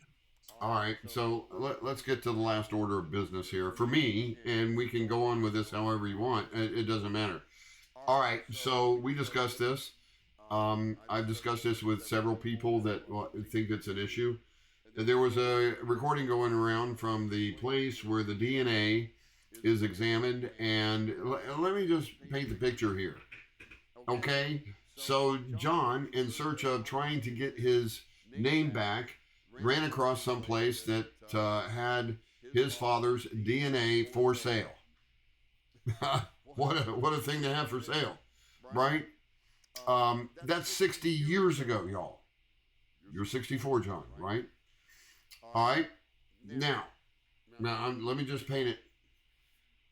John gets the DNA. Am I right so far? Or yeah, we got several. We actually supposed purchased several DNA samples. The problem with my mother's DNA also, like my father's coming up fake, we did not even try to have my mother's tested because was it after 1975 when my mother was replaced? If that's the DNA that we purchased, then I mean we're kind of taking a gamble. But if we purchase the fake's DNA, then it's going to come out that I'm not her son. So right. you know when the timeline of her DNA, and when you're buying DNA over the internet and it's supposedly certified, it's not. But we have a couple of different ones from Jackie, my mom. We have I think two of my father. We sent the one we thought was most credible to the lab, and the lab told us it was a wig. The It turned lab out to be. never sent. Yeah, they said it was actually synthetic fiber that they were There you testing. go. I Was that tested. John's fault? No. That wasn't his fault. He's not submitting fake stuff so he can be turned down for his. Yeah, we And didn't pay $500 just for that one sample for it to come up fake. People, I know who I am. I lived it. I've seen it. Um, I cried over it many times. I was tortured over who I am. People tried to kill me for who I am. I'm not putting my life on the line trying to make this crap up to prove it to you haters. But hold on just a second, John. Let me answer this question real quick. It says DNA for sale? Question mark. And I'm going to tell you that people will sell anything nowadays. I'm sure it was a hair sample that somebody claimed to be from John's dad, and it turned from the out to be. barber. Oh, it was from a barber by. Yeah, and it was actually certified. The I was DNA, certified. yeah, it was certified to be real DNA from my father. It was the same DNA that some people shot up into outer space. If you ever heard that story, I don't know much Right. about it. But somebody sent my father's DNA up into outer space in a time capsule, but it was the same DNA. So they sent a hair sample that was a wig up into outer space. But Wow. we purchased it. Um, Actually, the lawyer has our receipt because the lab never even gave me. See, they were testing my DNA against my father's DNA, which was a wig. So Wow. they actually, I paid $1,200 just to have a swab done of my DNA. That the lab's telling them, hey, they tried to call me, they tried to email me. It's all bullshit. They've never tried to, they've never sent me a receipt. They've never gave me the breakdown that I paid $1,200 for my own DNA of who I am or what I am or anything, but they were going to compare it to my father's. They never sent me a receipt. When we paid them, we got a certified money order from my bank. And that certified money order that we had, that we got from the bank, is in the hands of the lawyer right now. I'm not going to say any more. Okay. So, Okay. So good. Yes. Leave it at that. Now, so you see, it's in legal hands now, and I believe John's story because guess what? Guess who owns all the DNA companies? 23andMe and all those other companies are owned by who? The elites. And if you submitted your DNA to them, guess what they got? Your DNA. yeah, I've done many things. I'm not afraid to hide my DNA. I Mm. spit on a napkin and stuck it in one of my books at Home Depot because somebody wanted my DNA. I cut Mm. hair samples. I've sent two people that thought they were my sister, my DNA. I did the Wow. swab test. I've sent the swab test. There was people saying, "I'll take a hair sample. I'll prove you wrong, John." I took my hair sample, sent it off to them. They still haven't proved me wrong. They Mm. can't. Maybe they didn't have the $1,200 to test my hair sample. Against I what don't know, but I'm not is what trying I'm to hide wondering. my DNA. People What say, are they "Oh, going to test it against? How are they going to go 60 years ago and get DNA from somebody who's in the ground? right. I'm just saying. Now, the big companies probably have the digital readout of the DNA, Oh but yeah, they won't give it to you. I believe they have my DNA. You know, my dad's DNA data all over the place somewhere." But Um, they won't let you have it. right. No, that's see. Listen, you can make up, or you can talk about and justify a reason not to believe the story. And you're listening to the guy right here tell you from his heart what's happening. And I listened to the recording. John just said they never called him. Have you called him back, John, the DNA company? I Did called you? them a couple times. I emailed them a couple times. I'm done. Okay. It's in the lawyer's hands. Okay, that's I They, forgot. they That's right. Never. they Let's leave put it my alone. information out to anybody that calls them. Uh, you know, which I've is got a copy of illegal. that This is my recording. medical information that they're sharing to people that have nothing to do with my case. Right. This one gal called them up and they gave her the whole rundown, which is a bunch of lies.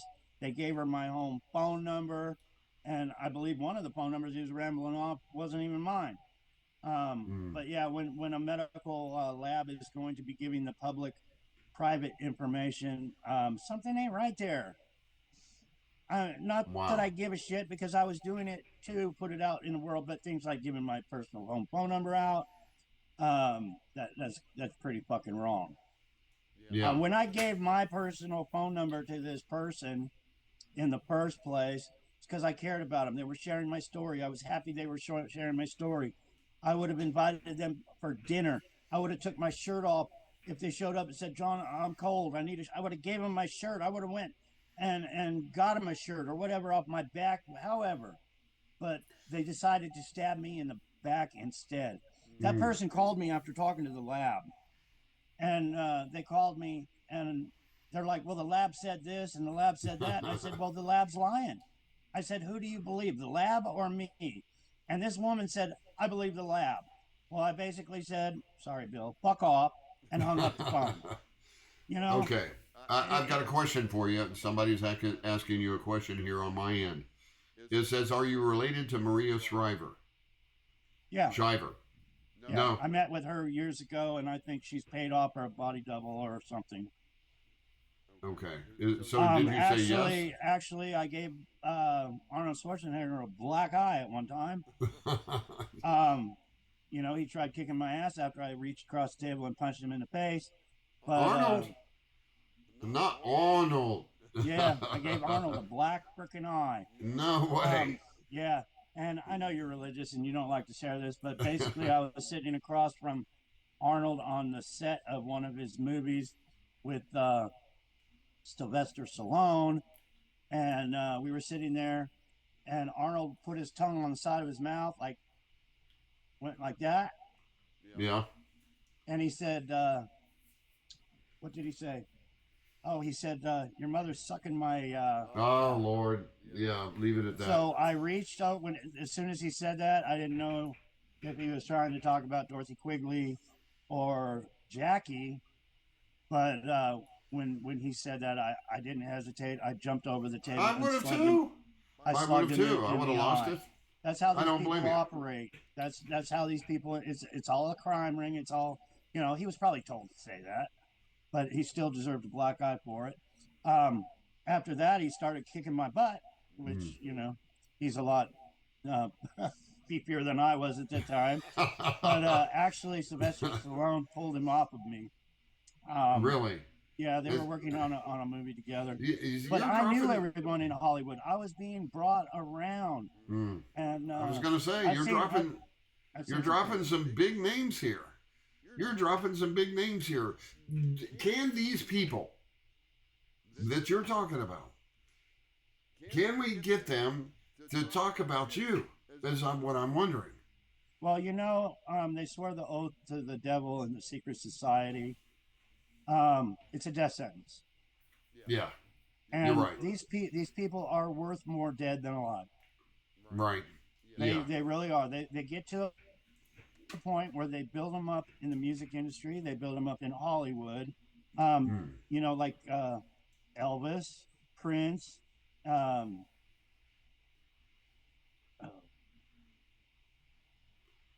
Oh, we know. yeah, on and on and on. Lady Gaga, Taylor Swift, all of them. Well, All I was of talking them. about the ones that have been unalived. Oh, okay. So They're you worth think Elvis more. is, Like, I've heard the comparison that Elvis is Trump. The Elvis real is Trump died in definitely '89. dead. Let's talk about the real Trump died in '89. Yeah. Okay, and that you were made the force to go look at the body at the helicopter crash site. Yeah. That's the case, right? Right, and you know, they took out Donald Trump in '89. They took out his casino executives. I just call them like it is, mob bosses, organized crime cabal members that were running casinos. Now, if you remember at that time, Donald Trump went bankrupt. He Yes. bankrupted his casinos. See, when you're Yes. working with the cabal, and the cabal is taking your payments from you. But anyway, if you own a casino and you're running it for the cabal and you go bankrupt, sorry, casinos are put in there to make the mafia money, not to make them lose money. So anyway, Donald Trump and all his casino executives went down in a helicopter that day. They were probably costing organized crime too much money. But when they did that, they instantly became billionaires because they had somebody that looked like Donald Trump to replace Donald Trump. And that one replacement of Donald Trump, of my mother, of my sister, and of me made them probably trillions of dollars. Right. That one little group of people that had been murdered, think about trillions. What about Aristotle? Was he replaced after they murdered him? I think there was 3 Aristotles myself. Okay. I really do. Wow. There was one time, and I was just telling you about how organized these people are to get your own security team that's in place, not for you, but for the cabal. And, you know, if you think about what I'm saying about having the power to have the people that are supposed to be protecting you working for someone else, think about Charlie. Yeah. Well, and that's a big situation now. Let's talk about that because for me, and I don't know if his death was real or not because I posted a lot about it. John Pounders and David Carrico talked about it last night on the Midnight Ride. But Charlie Kirk, I mean, for me, I'm looking at the videos. I'm seeing a lot of strange hand signals.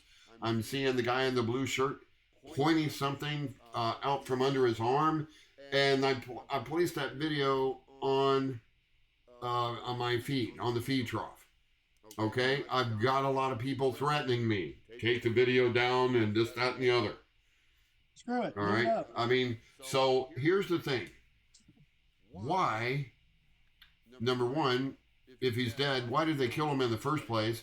Is a distraction. Well, that, you know, they don't just use one reason. They use as many reasons as they can get out of a situation. But there's some funny stuff going on in the video. Go watch it. Oh, it's crazy. Yeah, I've seen it, Bill. There's a dot that appears. You got the guy in the white hat giving the baseball signals. Right. You got the guy in the black shirt right behind him tapping. Giving the baseball signals. You got the woman, the guy pulling something out of her sleeve. Yes. Tapping her. You got all this weird stuff. You got the guy with the blue shirt that they actually put on the ground at first, having something under his shoulder like this. Yeah. You got me, and what I saw besides all that stuff was he said gang violence. That was his last words. Was gang violence. Then he had a hold of the mic. The mic, as soon as the mic hit the ground, not hit, hit his legs. As soon as he dropped the mic, the bullet was fired. When I heard the sound from the one that had actual sound, to me it was a little pistol. It wasn't very far. Whoever shot Charlie was a few feet away from Charlie. There you go. Just by the sound of I shoot all the time. I got assault weapons everywhere. I got 10 weapons right here that I could just grab if something went down. I've shot my whole life. I used to be a pretty good sharpshooter myself. With a pistol, I could hit a beer can off a fence post at 100 yards. So the story is that it was shot was a 30-06 from a distance. Now, if you find a video with the sound, listen to the sound. I owned a 30-06. It was a converted M1. My dad brought back from Vietnam, and I killed a deer with it. I'm going to tell you, if you get shot with a 30-06, it's going to leave more than that little hole. Yeah, it's going to blow half your. If you got shot in the neck, it would blow half your neck off for real. All right, and I'm I just think telling that you now. The wound was not the entrance wound. Maybe it was the exit wound. But if it was the exit wound, all those people we just mentioned, the guy with the baseball they would hat, have splatter the guy everywhere. in black, that's the And they angle didn't. of the direction. There's so much that's not right. Something's not right about this. And look, I love what Charlie Kirk stand for. I'm totally against all this immorality and promiscuity and transgenderism and everything else that's going on in our country today. That the elites say, hey, it's okay. And it's not just because I'm a spiritual man. And that's a big part of it. But I believe that God's word is true 100%. And these things that are going on in this country are bringing us judgment from God. Not only in this country, but around the world. And this Charlie Kirk thing is a distraction for me. I don't. If he's dead, it's still a distraction from what's really going on. Let's see the Epstein files. All right. Let's run down the Epstein. Let's see the JFK files. All right. Let's see the real JFK files. Let's see the Epstein files. What happened really in 9/11? You see. And that's exactly what Charlie was saying. Yeah. He was, see, and another thing, you'll see Charlie with Trump's family. You'll see Charlie with Trump. There was a big thing about, what was his name? The guy that flew on the helicopter that was saying he actually flew on Donald Trump's son helicopter, took him to Mount Rushmore, and put him on Mount Rushmore, saying, I flew with the real John Lord. Kennedy Jr. Anyway, he hung out with Trump's family. There's Trump's a kid. comparison. He ended up dead. There's a comparison of the guy that was supposedly a Secret Service agent at the fake Donald Trump assassination attempt. He was there, and he was also there right behind Charlie Kirk. Yeah. No, it was totally staged. It was. But see, staged doesn't mean people aren't going to die. That's right. That's right. It's staged, but they don't care about live. They got a hit to take care of. To me, that's all you heard on the media. Donald Trump praising Charlie. Donald Trump praising Charlie. The vice president praising Charlie. All this to praise Charlie. That's how the cabal work. They'll kill somebody. They don't. It's no sweat off their ass to kill somebody like Charlie. None. But what happened after that? It's showing you who the killers could very well be. Donald Trump. Straight up. But yeah, Charlie, I seen a couple. I didn't know. Let's get this straight, Bill. I didn't know who Charlie was until the day he was shot. I had no idea. Be honest with you, I didn't follow him either. I don't watch the news. I don't either. I don't watch the fake news because it's all fake. It's all fake. When it happened, somebody called me and said, "Hey, Charlie got shot." It's like, who the fuck is Charlie? Forgive me. Right. And listen, again, I stand for what Charlie was standing for. I do. I stand for morality. I stand for what's right. I don't stand for violence or this Antifa or nothing like that. I don't stand for gang violence. I stand for love and peace and harmony together, and I still think there's a chance that we can get this done if Jesus doesn't come back first and grab the church and we're gone. Well, I never heard of Charlie before, Bill. So I watched a few of his videos.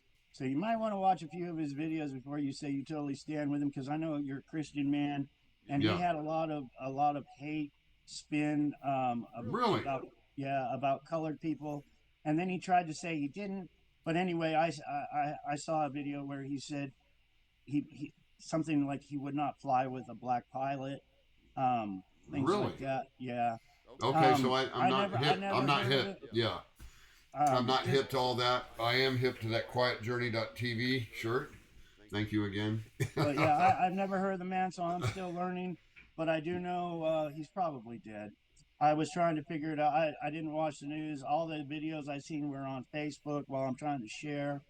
A lot of funny business. But when I'm exposing Donald Trump for being a fake, for being a criminal in the White House, being placed by the cabal, part of the cabal, and then Donald Trump starts praising the man, wanting to make statues, telling everybody how good it is when he's in front of the camera. It's just, you know, and if No. I, one reason Here, why I here would is not my kill theory. Donald Trump, and I'll Here's say my this right theory. now, there's one reason why I would not kill Donald Trump, and I've thought about it. I really have. But Well, I would don't think not kill. about it. I would not. That's my life, Bill. Sorry. I Um, know. I would not kill Donald Trump because they would make a god out of him. They would make a martyr out of him. It's Yeah. like my father. My father was assassinated. Do people know that my father was a good president, or do they know that he was killed by government? Um, so yeah, if Donald Trump died from a gunshot wound, that would be the worst thing because it would bring him out to be this great man that he's not. So Well, that's one reason why I would not kill Donald Trump. So well. they know this. They know this. The killing of So there was a Charlie. rumor going around that you had threatened to do that, right? Oh, I did it just to see if the Secret Service would show up. No. I called the FBI. I said, "Hey, you want to talk to me? My book's coming out. We can settle this real fast if you send some agents over." Oh, that And was they the last one. That was the last issue. Everybody said that. Yeah, no, I that you- actually yeah. I had a fake hanger name. It Oh. looked like a real hanger name, and I Okay. told everybody it was a real hanger name. But I used to fuck around on Facebook, so I was Yeah. making a Facebook video, and I held this hanger name up, and I said something like, "Secret Service, I'm gonna shove this right up Donald Trump's ass Lord and pull have the pin." mercy. And guess what? Yeah, there. They never showed up, Bill. No, but you yet never they'll get a can. You never housewife- know. You There'll be never a know. housewife from New Jersey saying, I was in the post office not too long ago, and there was two guys in line, and they were having a debate who was going to kill Donald Trump first." Yeah. They Yeah. couldn't- Now listen. and it's there's more talk of that in public to this day. Like I said, these guys, I told them, "Shh, you guys shouldn't be talking about that in a federal post office." They're like, "We don't give a shit. He needs to go, and I'll be the one to pull the trigger." They Well, were, you know. let's not talk about that anymore because I don't want him coming over here busting down my door. I don't even have a gun. So, anyway, so They're welcome to my here's what house I think. anytime, Here's what I bro. believe. Here's what I believe. Here's what I believe. And I'm my theory. I believe because of what Charlie Kirk stood for. Somebody just said, I see it on the comment section. Charlie Kirk stood for faith, family, and America. And I'm sorry I can't read your name. And if you did, great. And I'm for that. But here's what I believe. And I don't believe, I believe it's a good theory. That Charlie Kirk's family and kids were threatened, and so they staged his death. And at the same time, like George Floyd, it caused a big commotion and took the attention out of the ring of the realm of 9/11, because it was on 9/11 we heard all this, and our attention away from the fact that the architects of buildings and huge building structures said there's no way that could have happened at 9/11. It would have been totally different. If a plane had hit into the building, it would have fallen to the ground. And I've got pictures of planes hitting the Empire State Building, and they're on the ground, big jets. That took the attention away from 9/11, what really happened there, and all of a sudden it's gone. We've limited our small and tentative minds to Charlie Kirk instead of what really happened at 9/11, instead of releasing the Epstein files, instead of, hey, we really didn't go to the moon. All this stuff that people are hanging on to and believing with, and my theory is this. Something happened that caused, just like Princess Diana, to need to step out of the spotlight and fake their death. Just like Chris Cornell and all these other people, that Jimi Hendrix was Rush Limbaugh, or that what's his name? Jim Morrison was Rush Limbaugh, and Jimi Hendrix was Morgan Freeman. There's no doubt, and there's comparisons, and there's no doubt that the intricate details are right on point. So there's a distraction going on. These people are wanting to get out of the limelight for some reason, and I believe it could have been that, because the left is so anxious to see harm go to the right, and vice versa, that they're going to do anything, including threaten a family, and say, "Hey, we're gonna take care of you, buddy. You better watch your back because we got your family, your little girls, and we're gonna all that stuff." You know what I'm saying? So the possibility exists. Yep. Somebody just mentioned the 2 books that came out the day before Charlie died about Charlie's Yes. death. Yeah. Right. Exactly. Now, there's no way. There's just no way that they could have done that, knowing Charlie Kirk was going to die, if this wasn't set up. Yeah, explain that one. Explain it to me, please. Explain it. SPLAIN. Explain. I think we I wanna better hear start checking Amazon daily to see if the death of John Kennedy Jr. comes around. That way I can you can plan for it, right? things up around here, Bill. Because if they know, if they start publishing books on my death the day before I die, I want to know it. I'm going to start checking Amazon for my horoscope. I hope you don't have anything to worry about, John. Maybe they'll label you as, a goofball or whatever, and if so, fine. But your story's getting out there, and that's the main thing. And I just want to let everybody know. Go to quietjourney.tv. That's an incredible, put-together documentary by Patriots, by the way. Patriots, the quietjourney.tv. And you can get that done. You can watch the documentary and ease your mind that this is all a real story. It's real. It happened. I mean, you just don't sit here. You can see this guy's passion. He had to get out of his chair and go take a break because of stuff that people are getting silly over. The physical evidence is too real. The ears, number one. Well, there's a story now that one of those ears is not really JFK's, blah, blah, blah. The others are. Okay. It's real.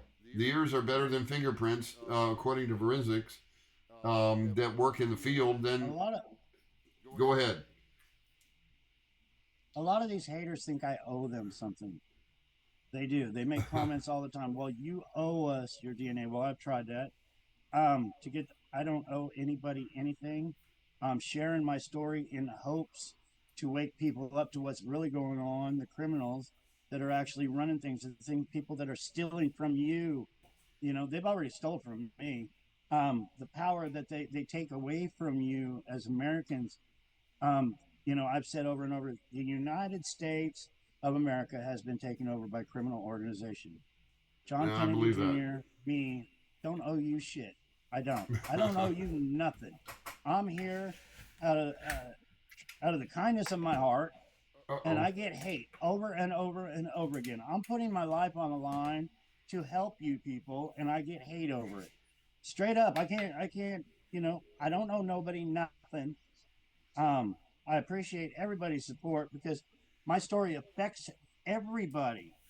We have a criminal organization in government, and I'm saying, hey, wake up. Look what they did to me. Hello. They killed my entire family, people. But I don't owe nobody to tell you, hey, they murdered my mom. They raped my mom in front of me before they shot my mom 3 times. They beat my sister to death with a golf club. You imagine being beat to death by a golf club, and then them saying, "Now go stab her." I don't owe you people nothing. So I hope you haters get it and understand it. I'm not trying to be president of the United States. I'm not running for office. I'm just trying to wake people up so we can get rid of the criminals and put in some good, God-loving people. Listen, there you have it. And please, no hate.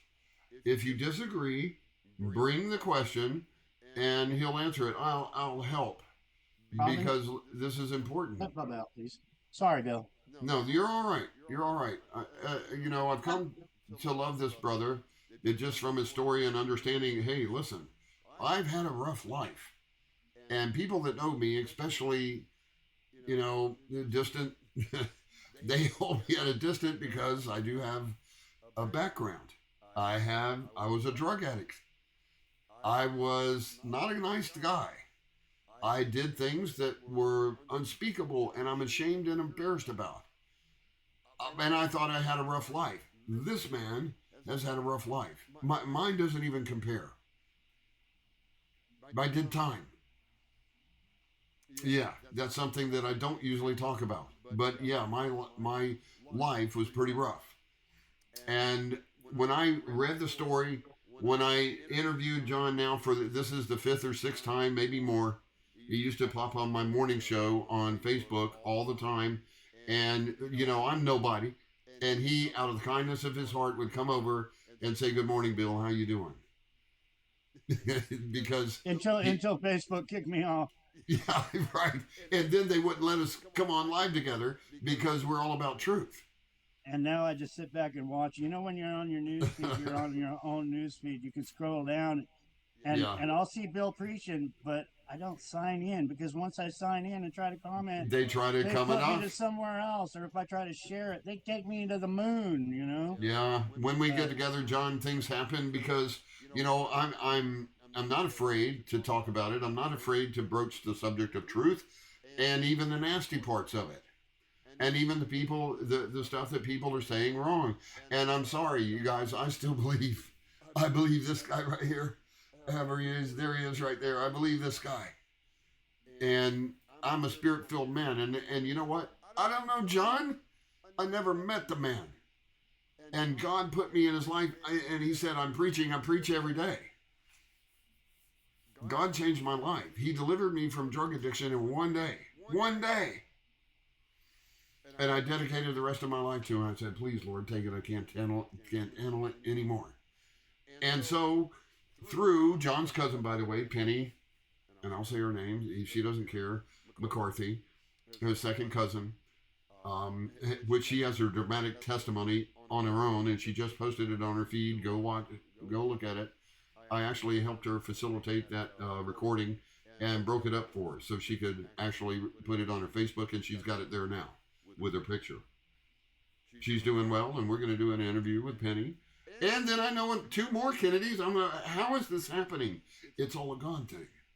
So if God put me in touch with this guy, for some reason, it's to bring the truth, because he is the way, the truth, and the life. I'm talking about Jesus Christ. And I'll never not be on a video and not mention my Lord and Savior, Jesus Christ. And that's who it is. John, I love you, brother.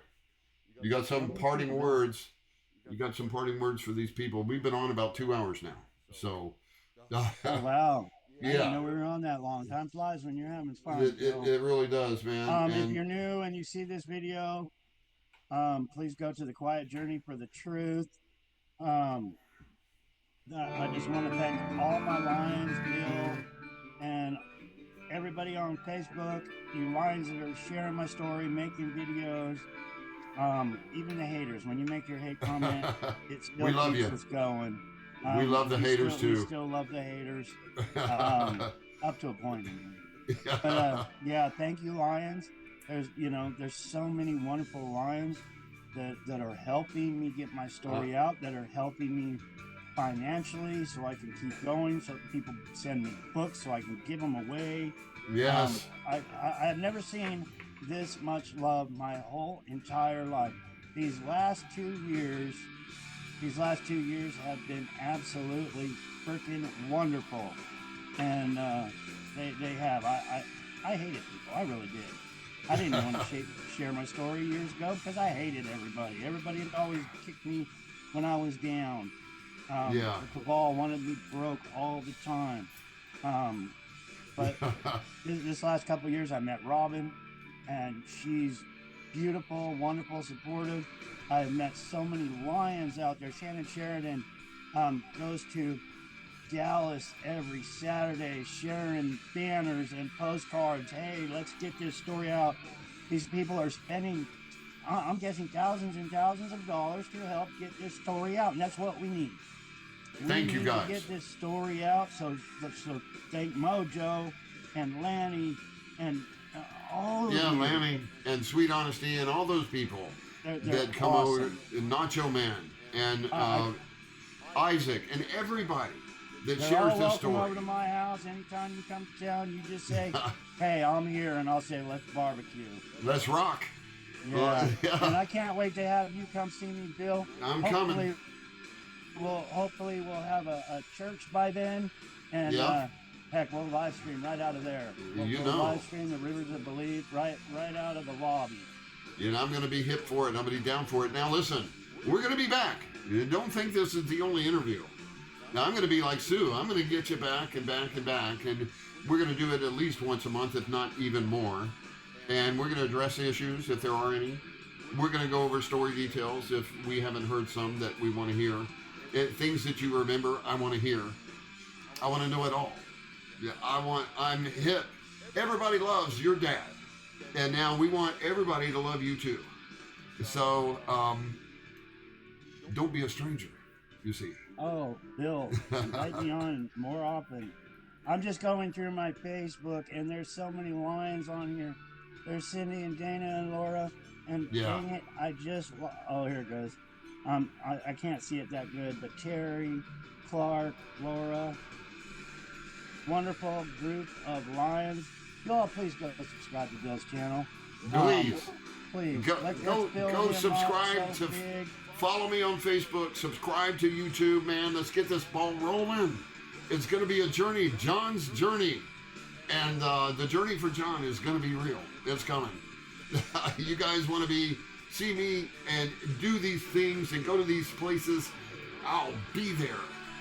Guarantee you that. If Jesus doesn't come back first, I'm going to be there. when I say, Bill, that I can't do it without the public, without you lions, Bill, I thank you with all my heart. Sue Greenwald, thank you.